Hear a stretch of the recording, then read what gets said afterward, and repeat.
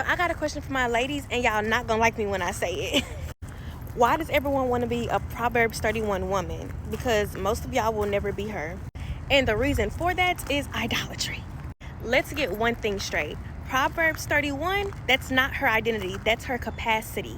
And not everyone's capacity is the same as the Proverbs 31 woman. Your identity is the daughter of God, the daughter of the king, period. Your capacity is how the king uses you to bring his kingdom on earth. First and foremost, to know if you have the capacity of the Proverbs 31 woman, you have to have fear of the Lord, which most of y'all lack. Because see, God loves all his children, but to be seen as a child of God, to be praised at the highest honor as the daughter of God, that's different. And it's impossible without the fear of the Lord. What is the fear of the Lord? That's a different video. But for now, just know she is praised because of her identity, not because of her works. So many of y'all are trying to replicate the capacity of the Proverbs 31 woman, but you can't replicate that. What you can replicate though is her heart.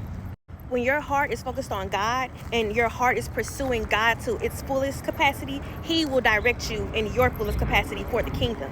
And once you do that, fully surrender to God, a lot of us will naturally look like the Proverbs 31 woman, but you don't get it by chasing what she's doing in the passage. You do it by surrendering your heart to God like she does.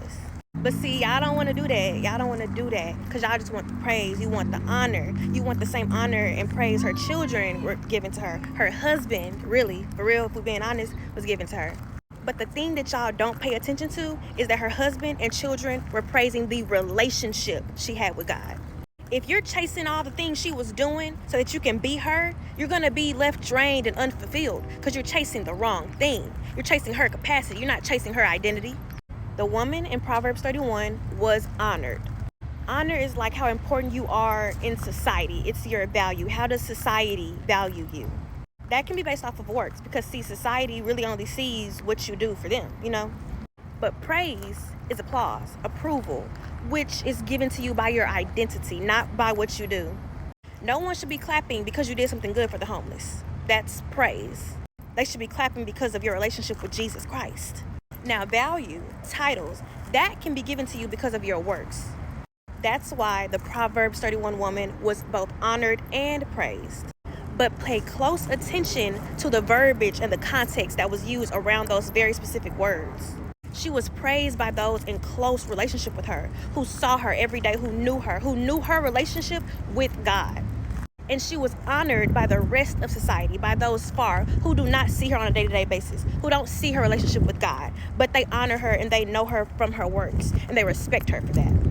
Anyone who applauses anyone else because of what they do is deceit. You don't know why they doing what they doing, so why you applauding them? If you can't say with your full heart, I love how you let God use you, why are you clapping? And that's when it gets into idolatry, like I mentioned before. All praises go to the Most High. All praises go to God. Don't be clapping for somebody because they gave to the homeless. You can honor them. You can respect them. You can see them as an important individual, but that's all they get. If you clapping, give it to God. Save it for God. What are you doing? So my best advice, if you really want to change your life and be respected like the Proverbs 31 woman and honored by like the Proverbs 31 woman, pursue God. That's all you got to do. Pursue God with your full heart. Seek God and let him direct your ways. Aim to be a righteous woman. Again, this is not earned by your works. This is earned by your relationship with God. Can God call you a friend? Can God say you're obedient? Can God say you have the fear of the Lord? Can God say he recognizes the him in you? And be cautious of deceit. Be cautious of how your mind can play tricks on you. Be cautious of what you're pursuing, of what you're chasing, and the intentions you have behind it. Who are you trying to impress? Because that will leave you drained. You will never impress them.